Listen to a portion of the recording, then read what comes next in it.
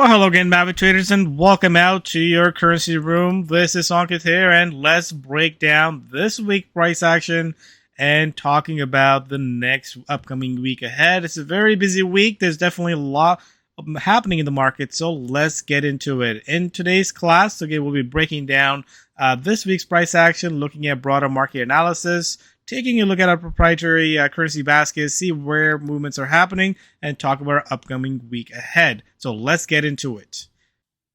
Do you want to be a professional trader? Maverick Currencies is the oldest US-based Forex and crypto prop trading company that will pay you for trading with our capital. Trade our capital and keep 70 to 80% of the profits. We are looking for traders just like you that are hardworking and motivated. Click the apply link on the top right of this video to see if you have what it takes. That link takes you to a 4-minute video that explains the trader position available, and you read a list of FAQs that answer pretty much all the basic questions you have at this point.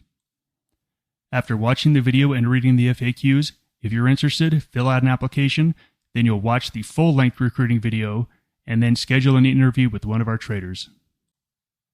Are you our next trader?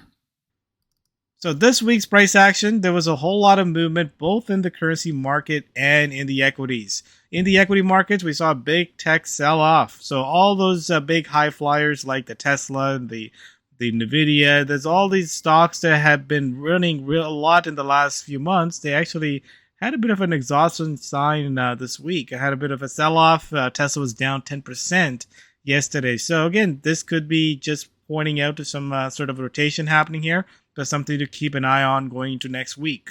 We also had a nice movement in the dollar. So the yields remains flat, but the dollar had a very nice rally so far this week, recovering most of the losses that we saw a week prior. So it seems like the range bar price action continues. We are not really defining to some trends here, but there's a lot of back and forth. On the other hand, the gold and the oil market remains strong, so that's where the momentum has been. The big sort of a turnaround was in the Japanese yen, which again has gained nicely in the past week, but then we had a pretty ugly sell-off today, the last 24 hours, and that's because the BOJ is expected to make no changes to their policy next week. So there was some expectation that they will be tweaking their yield curve control, but they quashed those expectations, and it seems like the Japanese yen is continuing to resuming its downtrend here. There's a lot of news events that is something we need to go over. So mixed economic news out of China. Industrial production was up, but then we have a China GDP was much lower than expected. That didn't seem to deter markets price action. We also had mixed numbers out of the US. The Empire State Manufacturing Index was stronger. But the important one to sort of highlight is first of all, Canadian CPI, which again was lower than expected, but their median and trim CPI was a little bit higher. But the bigger one was the UK CPI. That was down 7.9% versus 8.2% as expected.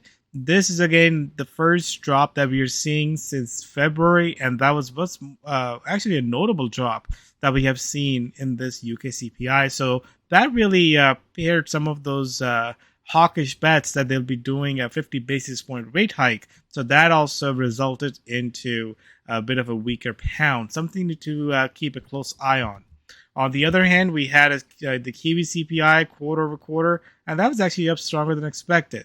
Again, did not have any sort of impact on the Kiwi there, but seems like the pound was the one that really followed the report. We also had a better than expected employment report out of the Australia. Look at that number. Unemployment down to 3.5, and also a change in the employment change. So overall, as you can see, some hawkish numbers, some bearish number, but overall, markets just moving on its momentum. And that's just this week. It's a good sort of this week is such a good sort of example that the momentum is really what's moving the markets. You know, despite of this hawkish number out of the Kiwi was the worst performer for the week. So as much as we want to pay attention to these economic numbers, but we also need to make sure that the price action is also in line with the expectation, because at the end of the day, the price action is the king. And this is where we need to continue moving into that sort of a mindset going to next week. Now, looking at the last week's reviews, let's jump in and see what was the biggest mover. As you can see, there was a lot of movement. S&P is still up 0.99, so biggest move was really in the Nasdaq, and this is where we are getting a mixed picture. You take a look at Nasdaq; it looks like it's reversing, but the S&P, the Dow, that was still up. We are looking at the Eurostat index that was still up as well. So again, we are still running or holding on to some of those gains that we have seen in the past few weeks. So next week again will be a big test if we sort of could reverse from here, as the market looks like is due for a pullback, and that's something we need to be paying attention to. Crypto again, after some hot weeks that we've seen in the last few weeks, and now things have sort of sizzled down here. And it seems like that's how crypto is moving. It picks up and it just dies down. Outside of that, gold had a nice week. Again, it was a much stronger week. We did pair some gains, but overall, seems like gold is coming back alive after being sort of dormant for the last month and a half. And look at oil, up 2.5%. So overall, oil is started to break out higher, which again, we'll see how this will impact the Canadian dollar. But let's take a look at the chart here. The S&P chart, again, we have overall continues to be in this bullish trend. As you can see that with this yesterday's sell-off, we are not really seeing a continuation of that, bit of an inside candle today. We are still quite far from these moving averages. This is the test where we need to sort of look at any sort of a retest to these levels. So we still are in this uptrend, but I can say that we could be in for some sort of sideways to a pullback pattern as we go towards this last part of July, and with the Fed coming ahead, something to really keep a close eye on. Now, let's take a look at the currency movements and see which was the best performer. Now, looking at this percentage change, this was a good trading week. I mean, look at the dollar up 1.5%, Canadian dollar basket up 1.5%, and the Kiwi was down 2%. Anything over 1% is a good week. As you can see that all the activity was between the dollar, CAD, and the Kiwi. There are other currencies that were not able to sort of hold the gains in the reverse. Pound is a good example, down 0.45%. The Swiss franc continues to be the one of the best performing currency out there. The euro continues to be in the second number there. In the European currencies. So overall, that seems to be continuing those trends. The yen was a bit of a turner, and most of these losses came in the last 24 hours. So going to next week, I think we can see continuation of that down move in the Japanese yen, which again ultimately should help the dollar because of that inverse correlation that we are noticing here. So a good trading week, lots of ups and downs, and we expect a lot of fireworks going to next week as well, because we have a lot of data on the docket. Here's the movement in the cryptos, and you can see not a whole lot to look for. Let's move on. Let's do our market analysis and take a look at our outlook. And overall, I can say that we are still at a +3 because there's no indication for a pullback. But at the same time, we need to be prepared if there is a pullback. So like I discussed, we are running pretty hot in these markets. I won't be surprised if we start to sort of pull back a little bit, as we have seen in the past couple of times over here. Every time we run up, it has met with some pullback. But I think as we take a look at the chart, there is more sort of chances for a bigger pullback in the tech stocks that has been flying off. Now, looking at the bond yields, you can see that we are almost sideways. This is again not really giving us a good signal, especially going to next week. But based on what the Fed has to say, and I think this is where we are seeing some of the mixed signals here. The Fed wants more than one rate hike, but if we take a look at the expectation, we are expected to see a rate hike next month, but no more rate hike for the rest of the year. So there is that disconnect there, and we'll find out which one is more accurate. But so far, the yields are not giving us a good signal yet. Now, cryptos, you can see that the I think the momentum is over. Look at that big run that we had over here, and a lot of back and forth. We always talk about where the gravity is, and I think the gravity is a little bit more to the downside. So let's not spend too much time here. I think there's better price action happening in the currency market. Now let's spend a little bit of time about next week. This is again a very busy week. We have lots of events pretty much every day. Most important one again is the FOMC statement on Wednesday. We have the ECB statement on a Thursday, and we had the Bank of Japan on a Thursday night. I would say Bank of Japan not really expecting much because again they already had this announcement that they won't be changing anything to their policy. So now let's take a look at other ones that would be important. Taking a look at CPI out of Australia. We also have the GDP out of Canada. We had the PCE price index, and even Monday night, overnight, we actually have some of the services PMI from the Europe and the US. So it's a jam-packed week. I'm definitely more excited to trade these news events, especially if you like quicker trades. These are the perfect time to look at those trades because that's where we get that velocity pickup, and there's a lot of opportunities to be had in that shorter term. So this is again a great week for active traders, and if you like to trade on long-term time frames, then this is a week where you got to be watching out for, because again these events can change the outlook for a currency one way or the other pretty quickly. So this is the next week events. 3 central bank announcements. We have all the other economic events. I think the equities are showing sign of exhaustion, so I'm looking at a lot more cautious outlook going to next week. If I have bullish bets on, this is where I will be looking at moving the stops, looking for exits if the momentum turns lower. But overall, the plan is to trade around these events.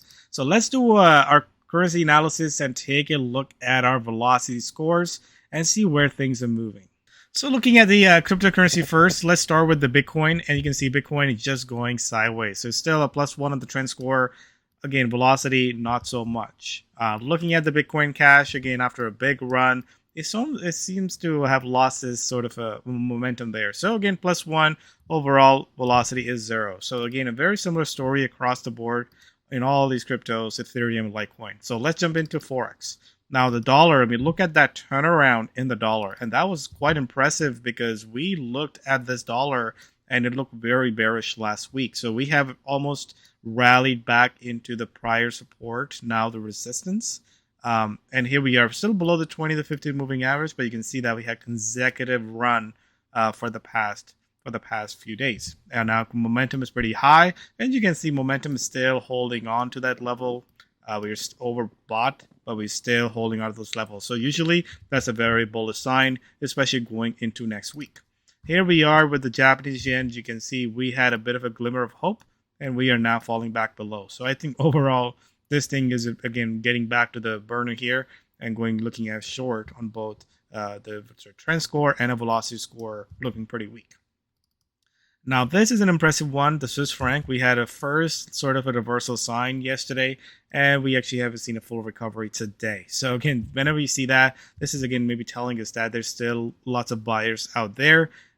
This should have resulted in a bit of a further pullback, but we have back into the range here. So again, still looking bullish on these European currencies. We are back at the resistance on the velocity score. So this will be something you'll be paying close attention next week if we can break out further, or if we're going to roll over from here. But overall, just remember that this is where relative strength is. Now, euro following the very similar trend, above the 20, above the 50, and a pullback yesterday was quickly reversed into a bullish engulfing candle. So both the euro and Swiss franc still looks to me to the upside.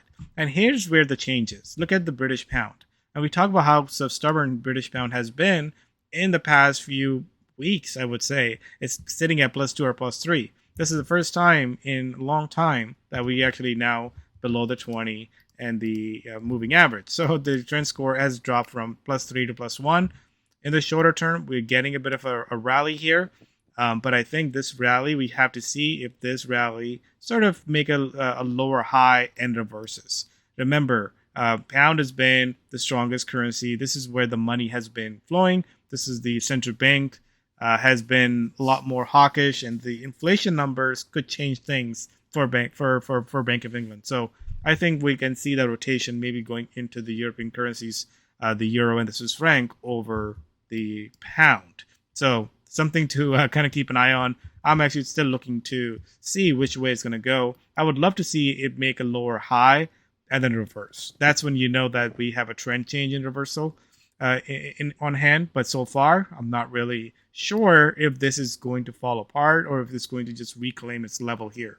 So again, looking at the British pound, putting a question mark on it, but just realize that it's weakening a little bit here. Now, Canadian dollar, you can see that this was one of the bearish currency last week, and again, follow the suit 5 days up in a row. So pretty intense rally here. We're getting back to these 20 and the 52 moving average. Momentum is looking pretty strong, so we can't deny that. We are still holding on to those gains, and I still like the CAD going into next week. So both the dollar and the CAD seems to be in sync right now. And I think that's where we probably would see that sort of continue the price action. Now, let's talk about the currencies that are really flip-flopping. The Aussie and the Kiwi. Let's take a look at the Aussie first. So Aussie was one of the weakest currency last week, but then you can see that this thing has just going sideways, both on the velocity score and on the trend score. On the better than expected employment report, we saw a nice little jump in this Australian dollar, but you can see after that, we've kind of given up all that gains. So it seems like it's a better fading those rallies seems to be working out much better on these growth currencies like Australian dollar and Kiwi.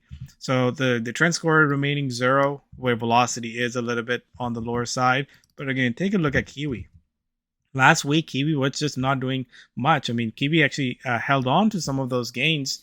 And look at that, what happened in the last 5 days. We pretty much collapsed from where we were. So we almost went from a +2 to a -2. This is a lot of back and forth. And I think this is a bit of an example to kind of take where momentum is the king here. This is where the positive momentum was, and we want to be long. But at the same time, we don't want to be married to this outlook because we can go from a +2 to a -2 pretty quickly here. So the Kiwi, we are back at the support over here. If the US dollar continues to strengthen, I think we can see a break here. But just realize that we are just bouncing back and forth in this wide range here. But momentum in the shorter term, we're looking at sitting at close to the lows of the week, which again is the opposite of last week where we closed at the highs of the week. So that's really what we got in front of us. But again, good movements across the board. And our job is to make sure we are responding to that and capturing that move, whichever way it goes. But there's definitely a lot of flip-flop back and forth. Now, let's take a look at trend scores. The pound is now down to +1 from a +3. So the euro and the Swiss franc still remains on the leading board here. Even though the impressive rally we've seen with the dollar and the CAD, they still haven't really jumped up into those trend scores. Something to keep an eye on next week.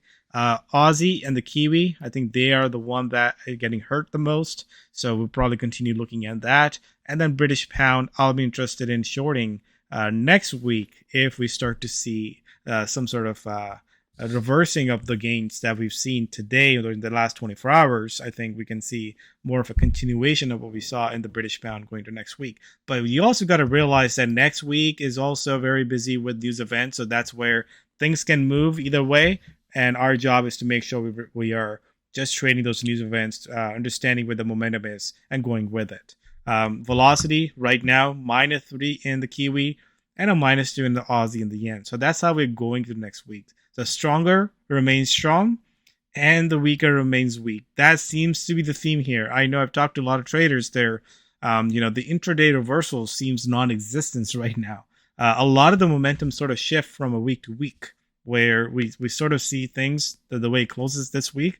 There's no guarantee that we'll probably see a continuation of that.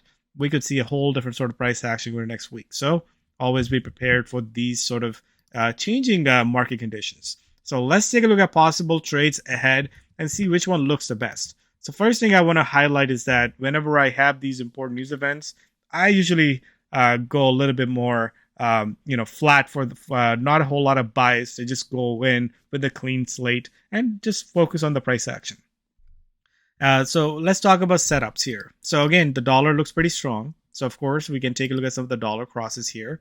And we can also take a look at the Kiwi crosses as well. The first thing I want to start with the Aussie Kiwi. I know that was the one that we looked at last week. I mean, take a look at how quickly things reverse. So just on Friday at the close, we had a pretty bearish close there. And here we are closing at the highs there. So we'll see where it goes next week. We are running back into the resistance over here. Pretty bullish close right now, sitting at the top of the candle here. But as we go into next week, this could be a whole different story. So always be prepared, especially when you're trading Aussie and the Kiwi. They are switching a lot of back and forth happening here.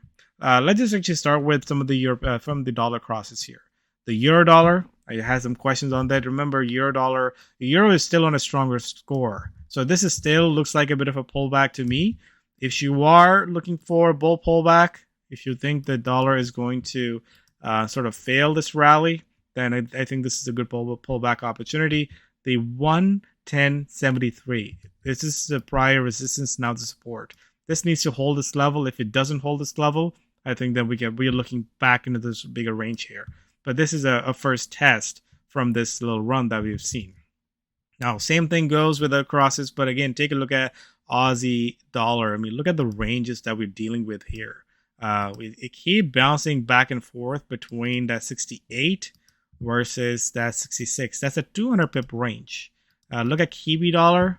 I mean, look at the massive run that we had last week, and then here we are giving all those gains. And look at the candle here. We're sitting at the lows for the week, lows for the lowest the candle here. So looks extended, but I think this is just where where we're gonna see the close, and then as we go in next week, we can maybe see some of the relief rally at the first part of that week.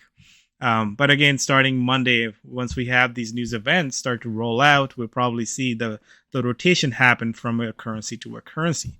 One of the best currencies that I really find right now is the dollar yen. Remember, dollar yen had a massive sell-off from 145 down to 138. I mean, take a look at that. We fell back into the range, and we are reversing very nicely here. I won't be surprised we get towards that 145 very quickly. So any sort of bull pullback. So this is for the first setup that I really like on a long dollar play, dollar yen. We got the nice little bull run here. We are sort of making a little high base here. I'm looking for a bull, sort of a breakout above that 141, and then next level of resistance comes out about 143. So this is the first one that I really like here. Let's also take a look at other currency pairs. I like the euro yen, looking very similar. We got a nice little resistance at about 158, and I really like this breakout to about 158. That will take us to new highs.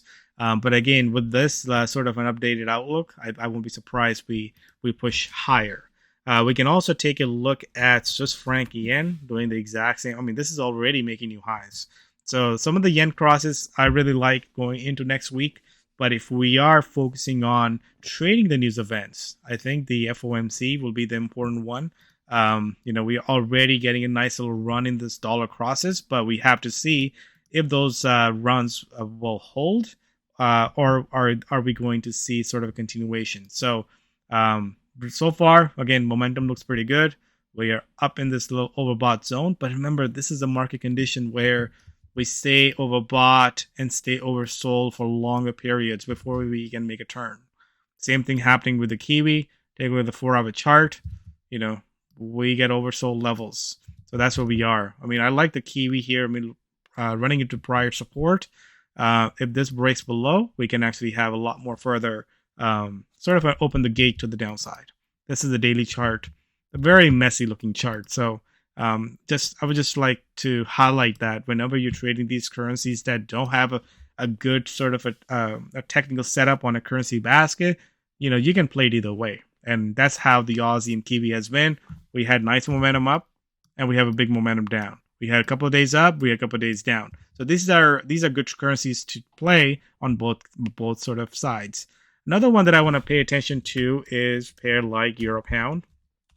So with the pound outperformance in the past few weeks and months. I mean, this can be a bit of a reversal here. So we are already seeing that reversal euro pound on a daily chart. Here's the resistance here. We're getting a bit of a high base, but I like this further to the upside if the momentum can continues to push higher. But again, these are slow moving trades, and you're just primarily focusing on relative strength and weakness. We can also, again, right now, the best one, the euro dollar on a bull pullback, but euro yen actually looks much better. So I'm actually getting back at the camp where I want to be short the yen. I want to be long sort of any currency against it. We don't want to be buying the Aussie or the Kiwi right now because it looks the weakest. So it's better to stick with where the outperformance is. And even if you take a look at currency pairs like Euro Kiwi, we are up against a very a strong key resistance level. So we can also look for a breakout above that level if you like the Kiwi sort of weakness further to the downside. Same thing goes with the Euro Aussie.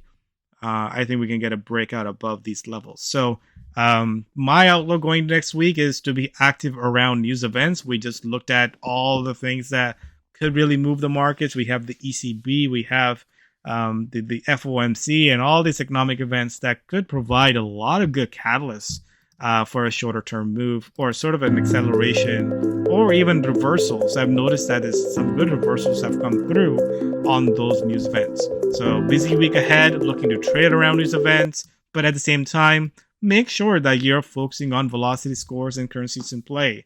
A lot of one-way trades are happening. So this is where you want to stick with what's moving. This week was the Kiwi, the best performer. Kiwi dollar down 3.5%. That's a big move just for a 1 week basis. So if you stay long the outperformer and stay short the underperformer, it seems like we don't have to worry too much about those intraday reversals and continue to follow that momentum. So next week that could change because those news events can move things around. And as a trader, we want to be on the fence, looking for opportunities, and that's the game plan going next week. Till then, you take care. Have a good weekend ahead, and we'll be in touch next week. Cheers, everyone.